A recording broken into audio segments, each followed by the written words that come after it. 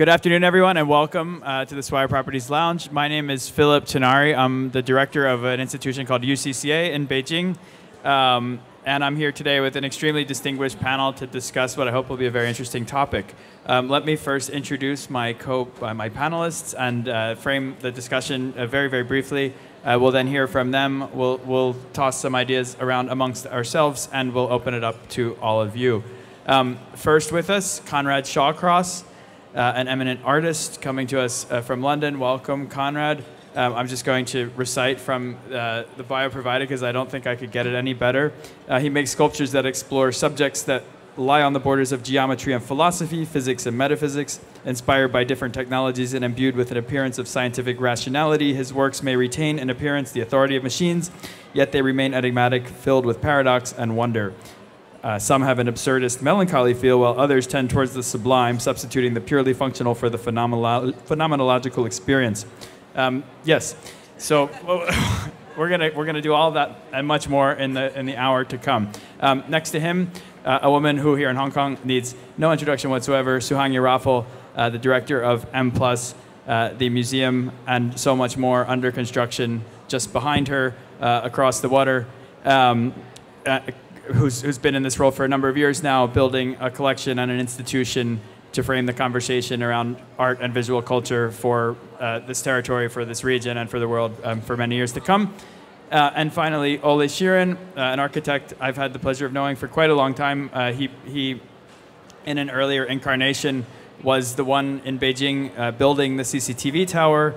He's since left OMA, where he was for many years, and founded Bureau Ole Sheeran, which has recently completed a number of projects, but closest to me, the Guardian Art Center, also in Beijing, as well as projects in Singapore and around the region and the world. What we're here to talk about today is one aspect of art. I think a common complaint that people raise around art fairs, or this idea of art fair fatigue, is that seeing things in a certain kind of setting might induce a feeling of placelessness, of the idea of the white cube, of a context devoid of context. Instead, today, what we'd like to focus on is the ways in which art, architecture, and institutions can work together to create experiences, to shape collective concerns, and ultimately to build places with characteristics. That's how I'll frame it to begin with, because I'd like to leave as much time as possible to our panelists, and so I'd love to begin with Conrad. Thank you. Thank you.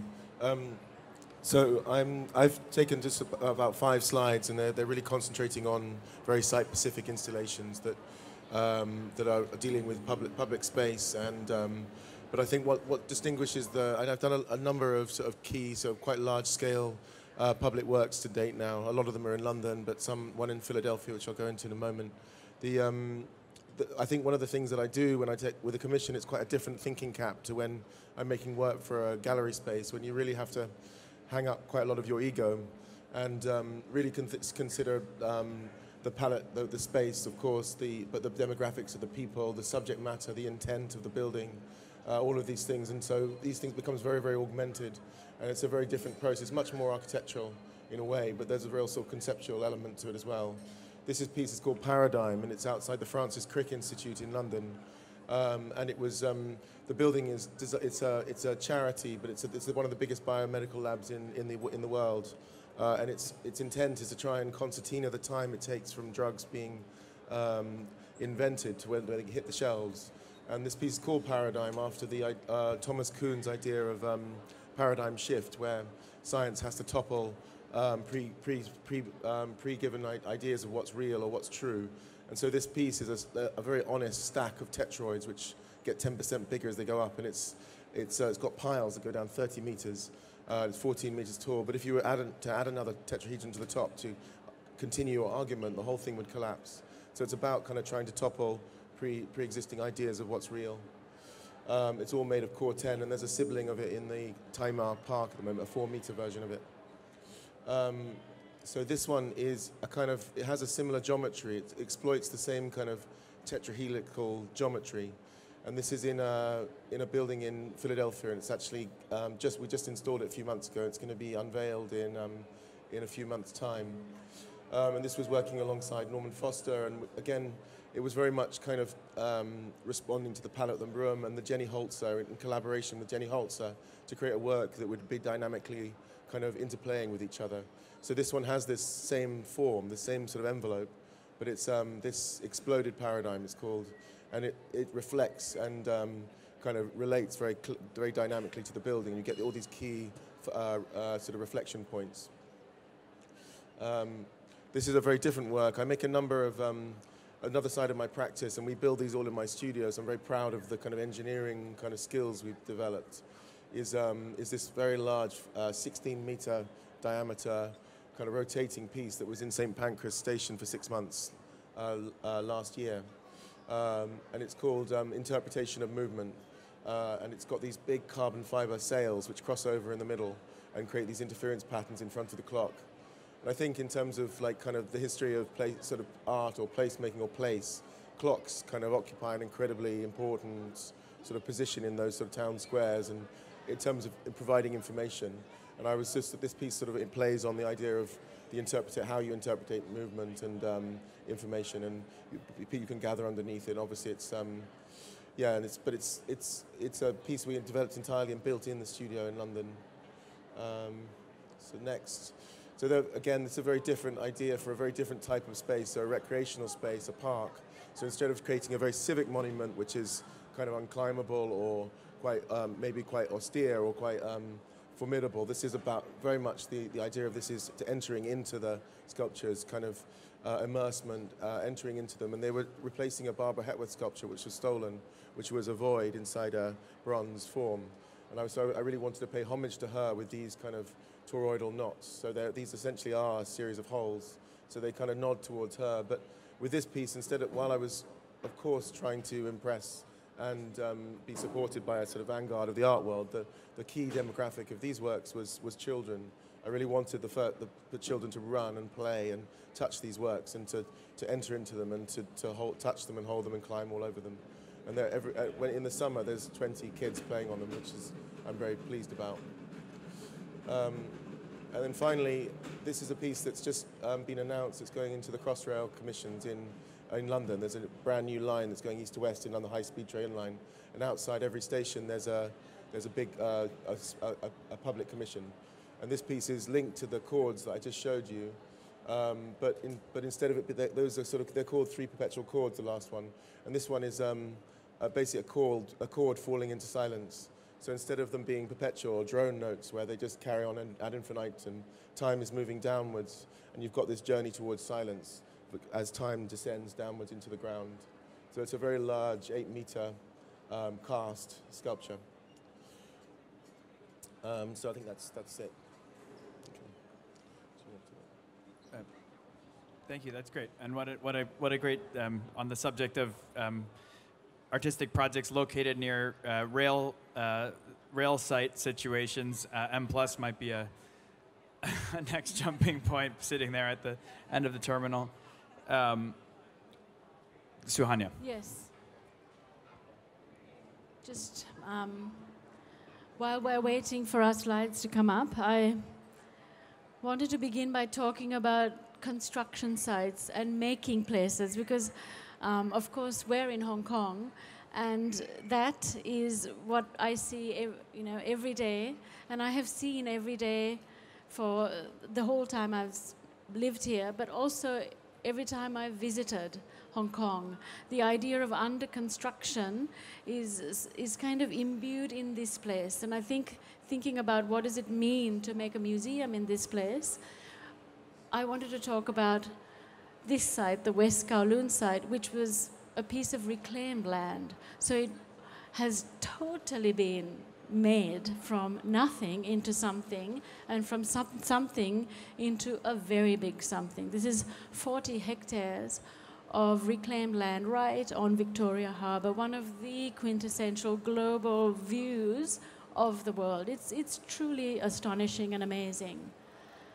And then I wanted to talk about what this built environment is, and to remind ourselves of the intensity. I mean, not that we need reminding, we're in the middle of one moment of that intensity, but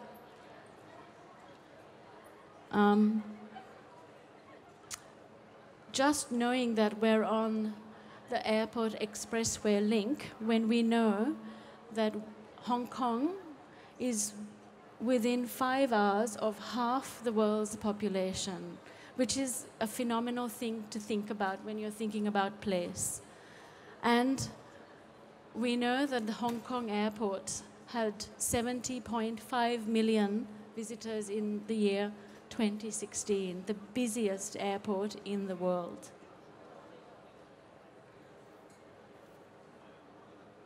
The rail link that Phil just mentioned, this express rail link, which is just, a stone's throw from M+, they're saying will deposit and move 100,000 people a day.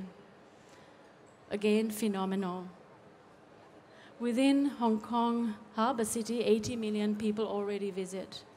Within walking distance of M+, the museum, which is just here, 35,000 people that live in those apartment blocks.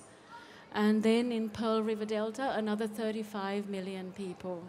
So this is an incredibly intense place already. What's superb about the Norman Foster master plan for West Kowloon was that 40 hectares of reclaimed land. He argued that all the transport infrastructure should sit underneath and that it should be a walking space. So this, if we're talking about making places, is an extraordinary gift to this city, which has pocket parks. And I learned about pocket parks in Hong Kong. What has M+ been doing thinking about the city? So I just also wanted to talk about one project, how the city is also a museum for us.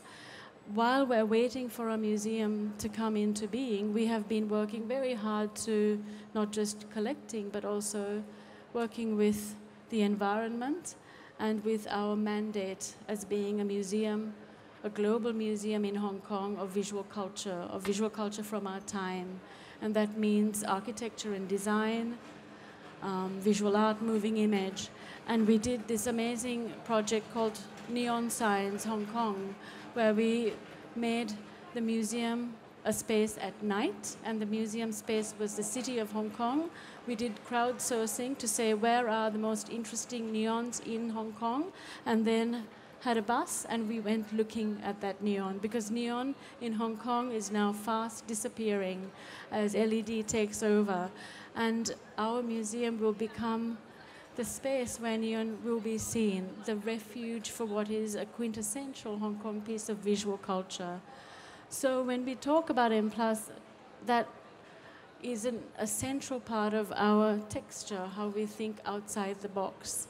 I also wanted to say that part of the district and right in front of M+ and around us is a park that will be a green space, 23 hectares of green space right on the waterfront with this amazing promenade.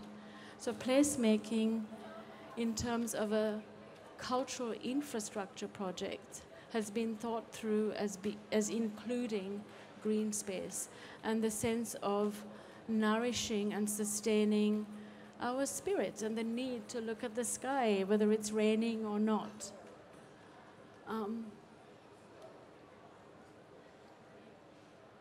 Not working. Here we go. I just wanted to also talk a little bit about public space being inside as much as it's being outside, and institutional spaces being configured in different ways. If West Kowloon Cultural District is an institution, and that 40 hectares that includes 23 hectares of public park is an institution constructing place, the interior of the Herzog and de Meuron piece of architecture for M+ is also a piece of public space and a piece of architecture that is an astonishing piece of architecture for Hong Kong. Because Hong Kong is a vertical city, a city that rises up into the sky, And the design provided by Herzog and de Meuron is a emphatically piece of horizontal architecture.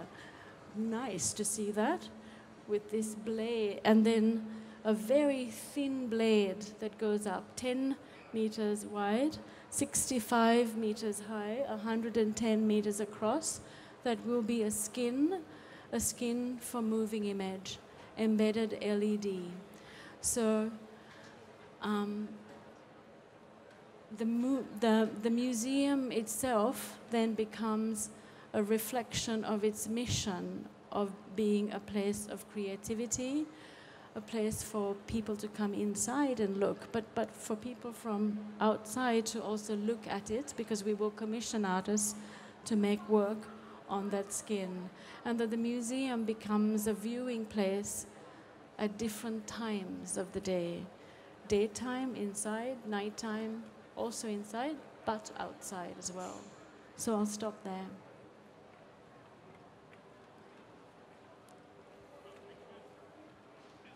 Thanks so much. Maybe we just go directly to you, Ole. Yeah, so it seems that there's a connection in quantities, because to some extent I also wanted to quantify place. And I realized that with the latest completion of the Guardian Art Center that Phil mentioned at the outset, I just built more than 1 million square meters of space, but of course it's also place. And the question, how can you even define place at that quantity or at that scale? And Asia, of course, has provided an enormous tableau to deal with scale. And I was fortunate enough to build one of the largest buildings in the world in Beijing, the CCTV Headquarters for China's national broadcaster. And it was a building that in many ways addressed a place in time. It was a building that represented a moment of China when it entered the world stage, when it was about the now and the future. And in that sense, it also posed the question, how could a building of that scale, or how could a building in which people come together to work facilitate that and create a place of collaboration rather than anything else? So instead of a vertical skyscraper, we took this needle and bent it back into itself to create this loop of interconnected activities where the entire process of television making in a way comes together in one large structure. An X-ray of the building shows that it almost looks like an organism when you remember biology classes in the human body, organs, circulatory systems, and to think of a building of that scale as a life form, because it is no longer just about built matter, but it is a coming together, a kind of intertwining of technical installations for broadcasting and human installations, spaces for people to collaborate, to exchange, and to recognize each other as a huge collaborative force behind all of that. The building has been completed 10 years ago, exactly 2008, for the Olympic Games in Beijing, and has since then become a part of the city, but in many ways not only a part of the city as a piece of architecture. This is like Time Out Beijing, which seemed to recognize the building not even as a piece of physical substance, but as an urban actor, and I think it has started to play a role in defining place in a very different way than architecture often does. It's been very popular as a backdrop for photography and weddings. And it also, yeah, you can sort of see it up there. And it also made it into completely different contexts of popular culture and simply engaged the notion of space and place differently to what we may think when we think of architecture. A second project that I completed 3 years ago in Singapore is a residential development called the Interlace. It's 1,040 apartments, and the developers came and said, we have a 24-story height limit, so can you give us 12 towers? And I thought, 12 towers may not be the answer to how we live together. And could we think of place and the place of cohabitation, the place of community in a different spatial arrangement? So I toppled the towers and stacked them up. And what looks like random from the side, you realize from the top, it is actually a hexagonal grid that forms huge courtyards and gardens, all spaces for the inhabitants to enjoy as facilities, as nature, and other things. So it was a sense of creating place through the very tools of making space with a particular mission. You can see the very diverse spatial structure and arrangement that this attains, and we have greened all the terraces on the roofs to provide a multitude of private, semi-private, and fully public spaces to really engage this context. And if you add up, it's really not easy, the switching. If you add up the green on the ground minus the buildings plus all the green on the terraces, we actually created 112% nature of the site area. So also multiplied the place of nature and outdoors against the building itself. A second project in Singapore deals with a very different question of place, namely the place of the city. The site itself is a piece of no man's land between two completely unrelated structures, and a situation that I think we recognize in many of the Asian cities or even many of the global cities today. And instead of simply conceiving a building as an additional object in an accumulation of unrelated objects, I basically took the allowable building mass and defined the building by the extraction of space and place from the building itself. So the buildings themselves become a negative of urban space that we form, and that space in itself suddenly starts to integrate the lost neighbors and the desperate context, and in a way create a new, larger whole. There we go, the view from above and the view from below. And you see how it integrates its context, and how at the very core of it and the very center, we're creating again a huge garden, a merger between nature and the public domain as a manifestation of the place of the public in the city, and an interconnecting of all the various things around the project to integrate that into what we describe as a civic nucleus. A tower in Bangkok that we also just completed called Mahanakhon, which investigates how the abstract scale of the tower can be eroded with the scale of human inhabitation. And so basically the small scale of the city and of human activity becomes visible in the tower itself.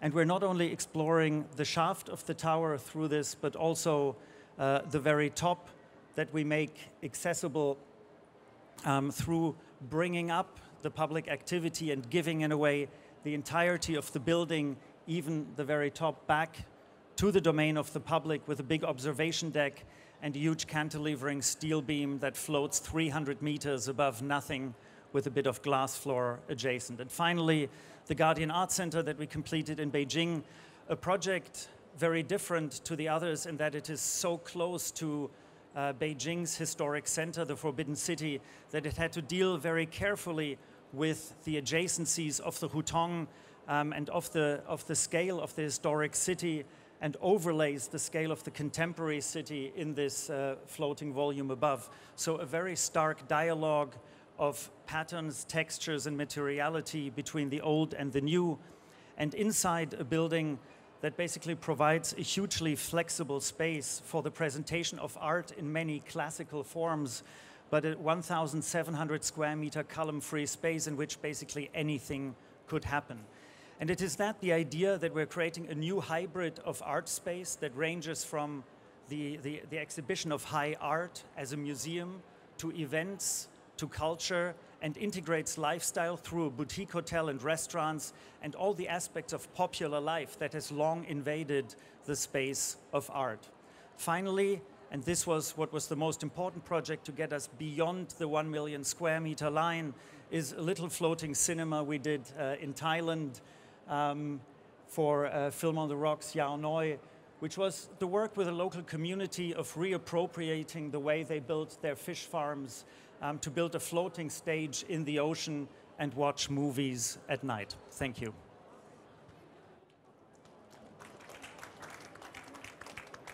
Thank you, all three of you, for really just enlightening and stimulating remarks.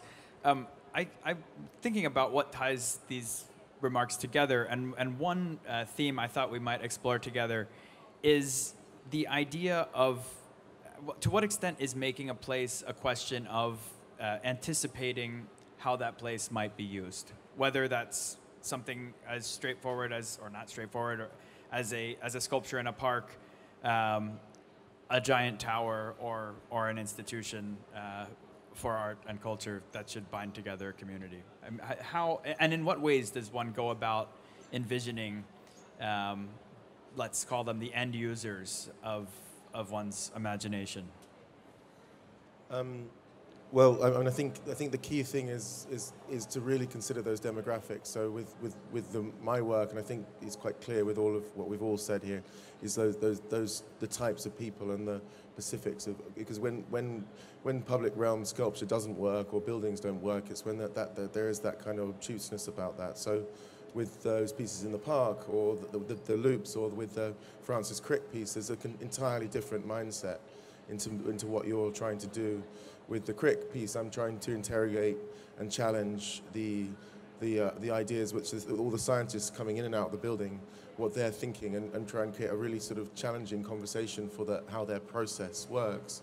Whereas in the park, I'm really trying to engage with a completely much less intellectual, much more just visceral, kind of playful attempt. I mean, if you were to swap those two works around, they would be kind of disastrous, I think. I mean, in terms of, like, the works in themselves are good, but the context is so key. If I'd made this sort of awesome monolith in the park that no one could, I don't know, it just would be terrible. And so it's so important to get that to be very, very, very careful about the context, and that it's kind of everything. And I mean, that's what I really love about the public realm, is it's because it creates these problems, and it creates ideas you never would have had without the problems being put in front of you. All those constraints.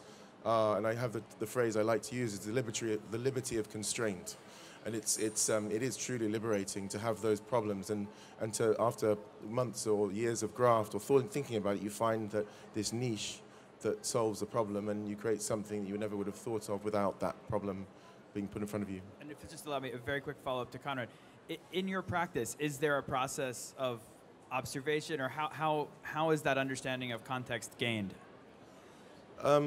Well, it's always different. I mean, it really depends. I mean, sometimes, I mean, I haven't shown it here, but I did a cladding system for a green energy center in Greenwich, which was one of the most challenging but most rewarding projects I had to do. And I was given this task of trying to turn a black box, like a tombstone, a 50-meter by 10-meter wide, 20-meter wide, and 3-meter deep sort of slab into an artwork. And I think a lot of people were who proposed something were turning it into an LED screen and making it, but they were all adding things to the thing. And I was quite nervous about the brief, because it felt like the whole thing had lost its way a bit, because they wanted to make this 600-ton steel box even heavier. And actually my pitch to them, which I didn't expect to win, but I did in the end, was to remove the entire steel frame and replace it with a perforated system, and to celebrate the chimney. And it creates this interference pattern which sort of melts away in different light levels and things through this Mori effect. But it's always completely, I think that's what the key to maybe why I've been successful in the public realm, is just being able to completely kind of try and not get dogmatic about it, and really work in a very, very kind of open way. From my perspective, I think public spaces, cultural spaces can also be transformative spaces for people. And thinking about densities of people, the idea of developing a public park space that is populated by cultural institutions, this notion of what that transformational space looks like is also a highly planned space. So just a decision like saying we will make that completely a pedestrian space in Hong Kong over 40 hectares is a phenomenal decision. It has all kinds of ramifications, because it means having to build basements that allow the rest of transport infrastructure to flow through, given so many of us in Hong Kong are, we use public transport, and that is a superb fact. So we need to be able to access these places. But at the same time, the notion of gathering places and how we gather and where we are mentally when we gather in those places also matter.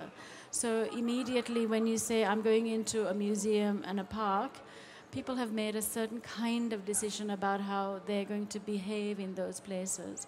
But I think to invite within the Hong Kong's built environment a space that is so significant in terms of footprint, I think will really make such a huge difference to the quality of life, both at night and at day. And I think to say that that cultural institutions are at the heart of that is again another phenomenal decisions about valuing, about saying the creative process is an extremely valuable thing, and we need to place it right at the heart of something.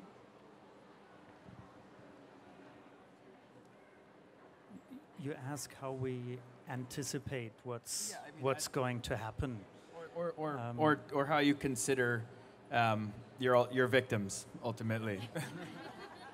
Yeah, in a way, that's a good lead into exactly what I want to talk about, because I think if we consider ourselves as the genius problem solvers, and if we believe we offer solutions to things, then we miss one very important point, which is that we're also enormous problem creators.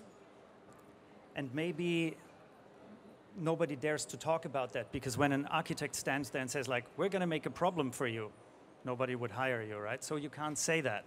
So you have to say, of course, we know how to solve all your problems and everything will be frictionless. But a frictionless world is also incredibly bland and boring.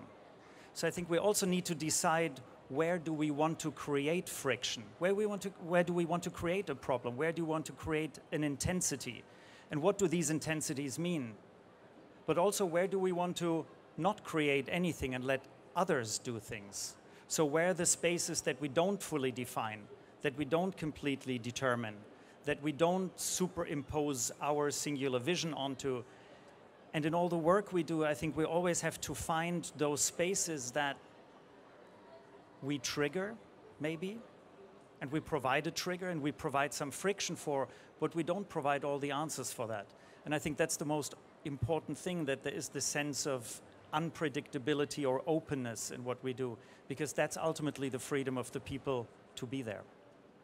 Which brings me to the next area that I wanted to explore with everyone, which is this idea of public space, which we talk about as if it's a singular concept. But of course, public space is always situated and defined even by its geopolitical, micropolitical, by a whole multitude of factors that are different certainly from country to country and even from city to city. I think about the CCTV tower,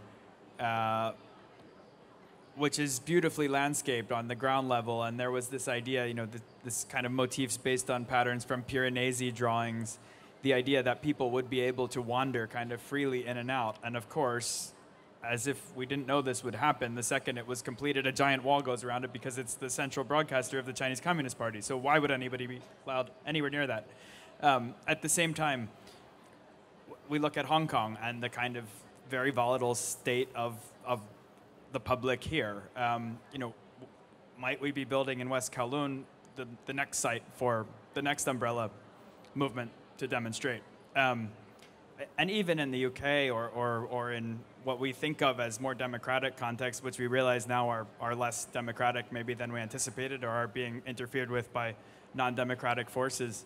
I don't know, what role does architecture have to play in the articulation and in some cases even the defense of a kind of public realm? I know that's kind of leading and baited, but I'm really interested in this this idea that there's no singular utopian vision of what public space is or should be. I'll jump in and just say, I think people will choose to do what they want to do, and they'll choose which sites they want to use in particular ways. So it's not something that's predicted. I watch on Sundays how the maids use the city. It's an incredible movement that just has happened. And that's a choice that's been made by those people, those women, and it just rolls out in all sorts of places. And there is, I'm sure it's not an organized thing, but it's certainly a very present thing. So how people will use public spaces, certainly I wouldn't know in terms of West Kowloon, except I've looked at the sort of intensity of what the site could be and think what an extraordinary set of statistics. I came to Hong Kong from Sydney, which is the densest city in Australia, but it's a country town compared to Hong Kong, where the density and intensity is so extraordinary. But at the same time, people will arrange themselves according to what they need. And that's not something I would even want to structure. That's a choice. And I liked Ollie's comment about the friction and things. So I think one of the key things about an artwork is that you can't, for it to be successful, you can't know what it means, and you have to. It's about, and I hope my work asks more questions than it answers. And I think if you make something and you know what it means and everyone agrees with you, it's most certainly not an artwork.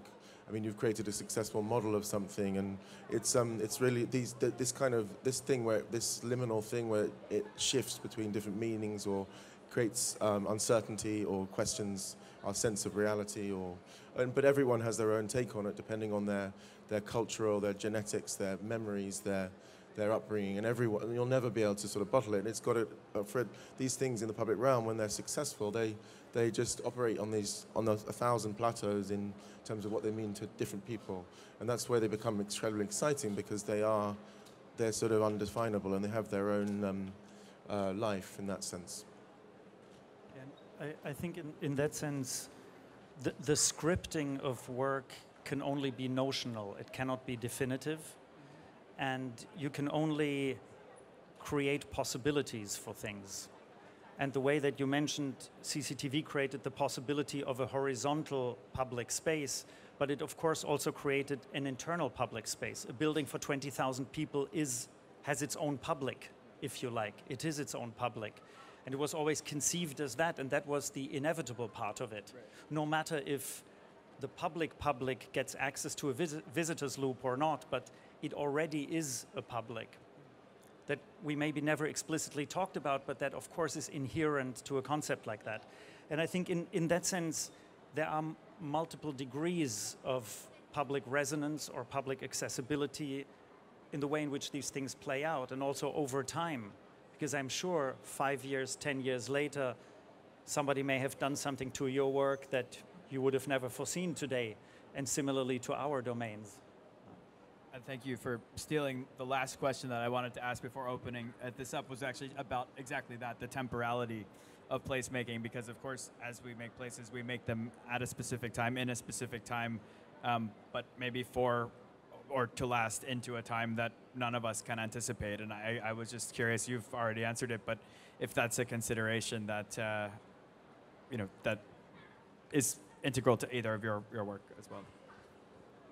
I mean, there's an interesting debate at the moment about sort of very old sort of sculptures in the public realm and whether we should be removing them or because of they become sort of culturally unacceptable. I mean, I'm quite nervous about the idea of sort of lynching a statue and taking it down in Tennessee or something, or in the South, of South of America, in the southern states of America. I think that the whole point of the fact that there's a conversation around an object just sort of almost sort of makes it proves how important they are. The minute you remove it, you sort of the conversation stops. I sort of thought there would be a really interesting idea that you could somehow recontextualize these works. So you have this idea of permanence, but somehow, and this could even happen in a digital realm, in a sort of augmented reality, but you have this statue of General Lee, but then around it, you commission a contemporary artist to create contextualization of that, or maybe referring to some of the deeds that he did that were different from his triumphalism or and so you recontextualize it, and that person or that figure is sort of haunted by some of the deeds that they did, but I think it should never be removed. So I'm a sort of strong believer in the sort of permanence of cities and how they have to just continue to evolve, but recontextualize things, but never sort of just tear down and replace. I think places are also palimpsests. You know, they're built on top of each other. I was in Rome over Christmas and the Pantheon, and you see how that structure has been, hundreds and hundreds of years old, have been built over and used and reused and become part of a living city. And I think the best buildings, spaces, institutions are agile enough to be able to take that on and be willing to walk through time. I just remembered one more question that I wanted to ask you, and that is actually because at this moment, particularly, so much of our public space is actually in the digital realm.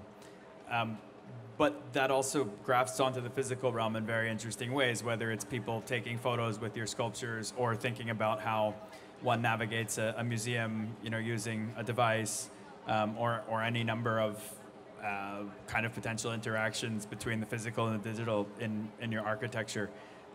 So those concerns, just could we address them briefly? I think as an artist, as a sculptor, my profession has been quite lucky so far, I think, in reference to sort of musicians or photographers who've seen their sort of tremendous upheaval within those industries and kind of complete paradigm shifts in how they can operate or make money or survive commercially. And I think we probably are in the next few years on the cusp of some quite radical things that's going to happen to sculpture and painting, I think. But I think also in terms of public realm, in terms of potentially how public commissions work. If you take something like a commission like the Fourth Plinth in London, which has never been, it's a sort of transient thing when it has this sort of rolling thing each year, they commission a new work. But you could find yourself in a position where we all have our augmented reality with our glasses and we see through and we go to Trafalgar Square.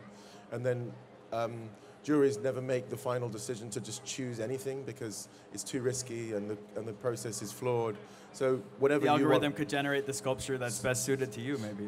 Yeah, and so you have the sculpture that taps into your Facebook profile and looks at your political will, and you see whatever you want to see up there, and it changes the sculpture depending on all that kind of Cambridge Analytica information. Art, so you kind of art imitates life. Yeah. But it's so, I mean, it might be that you never actually make physical objects. That you don't, certainly the production of these things gets reduced. And you have, maybe it's not just a different sculpture for everyone, but there are 4 different types. And you can choose on your commute to work what you see on that plinth. So if you find something unacceptable, you choose what the piece you'd like to be then. So it's more democratic.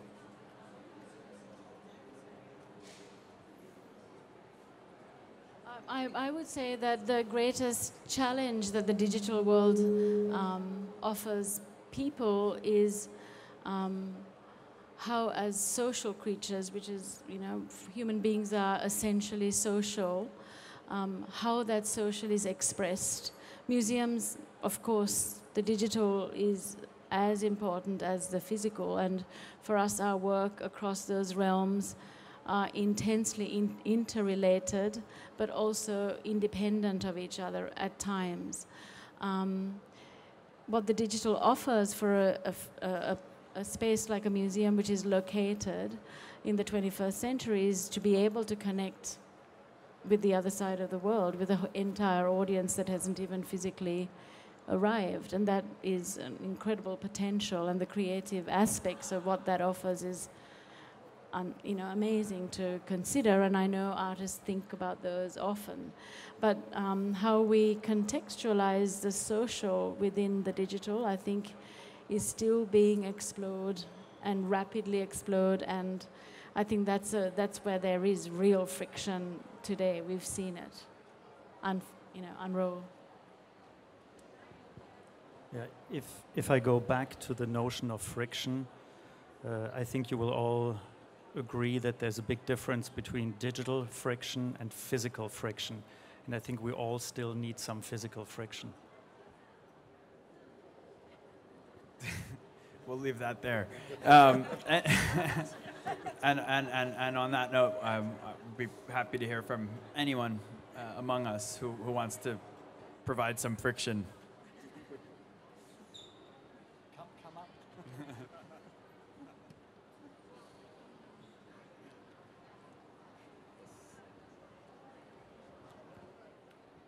up. A question for Conrad, if I may. Just thank you, everybody. It's a great privilege to be sitting in front of such great talent. I intended to talk earlier that, and I apologize if anybody was here, I'm asking the same question, that was relatively negative about permanent public art and was emphasizing temporary art. What sort of things do you advise your clients when they commission art from you? What sort of things do you take into account to try and keep your permanent art relevant in the many years going forward? Well, I've done a lot of permanent sculpture placemaking, but I've also done a lot of temporary stuff. I mean, I think the piece in St. Pancras was a piece that I knew would be there for 6 months. I think if I know something's there forever or for a number of decades, you treat it in a very different way. You can't. I would never do. If I knew something was there temporarily, I would make a very different work from one that has that longevity and that. So you would. It's a completely different mindset. So, and like with a gallery show, if you do a gallery show, your audience is really your sort of considering people who see this work for half an hour and then maybe never see it again. That's the 99% of the people who will be in there. But when it's permanent, you think about the demographics of the people who see it. So the most important ones are not the kind of the directors who fly in and see it once and you have the wow factor, but it's the people who have to pass that thing every morning and every evening. And you have to be really tough on yourself and think, for it to be successful, would I like this? I might like it after a month or 2 months or 6 months, but would I still be getting something from this in 2 years' time? Or will this bore the hell out of me, or will I be sick to death of it? And you have to be just really tough on yourself, scrutinize yourself, and try and give it those layers. And I think it's not easy, and I think that's why some of the public realm works do have a problem. After 10 years, they become something different, or they've lost their magic, or that kind of ambiguity. But I think if you get it right, these things will always remain undefinable and have this sort of wonderful kind of soul to them, which is undefinable, that will continue. And it's not. And I think the problem is that it's like movies or anything, where for every great piece of art, there's a lot of bad ones. I mean, that's just the way it is. So it doesn't. I don't think that's an argument for not making it happen.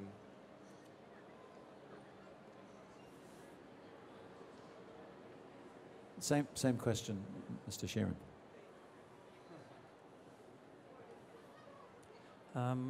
Architecture is usually burdened by permanence. It's very hard to go to your client and say, after 6 months, take it away, we'll do something else. I showed an exception because, of course, we're also doing work more close to your scale with the floating cinema, and that was indeed extremely ephemeral. That was there for one night, all of it for one night. But that was also nice because for years and years afterwards, everybody said they wanted to go, and we had to say, it's gone. So it kept the dream alive in a very different way. But with the architecture we do, of course, there is a huge sense of accountability, because you build necessarily for a time period that in most cases will outlive yourself. And you have to think about how you can do that and how you can generate something that in a way exists also far beyond yourself. And I think that's the only possibility, and that relates back to this question of how determined is something, or how open do things stay? And how can you configure things in which certain parameters may be permanent, but others are really flexible, can be demolished, rebuilt, reimagined. And I think there's an aspect of that that I'm very interested in, and that is also quite dominant maybe in a more hidden layer of the work. Can I also jump in and say, great collections are also make places. And collections are very mutable in the sense that you're changing them, you're moving them around within institutions. And people, as they encounter and walk in and out of those museums, are relating very differently each time to those spaces. But great deep collections, I see always, I think of them as slow release, like deep nourishing beds that you put in place and watch them unfold in one's lifetime, and then I get that nourishment from collections that are hundreds of years old when I go and see some of the European collections that have been put together many, many years ago. And so that is also placemaking. That is placemaking for whoever decides to go and look at that, but within the great kind of cultural space that belongs to everybody, because they have such creative source collected in those places, and I think they are intensely valued. Great. I think we might have time for one more question, if such exists. And if not, I'm sure, back to the topic of temporality, people might also be happy to have an extra 7 minutes in their day. So I would love to thank all of you for your wonderful contributions. This was quite a stimulating discussion. I think we touched on a lot of really interesting issues, and wish you all great success in your current and future endeavors. Thank you.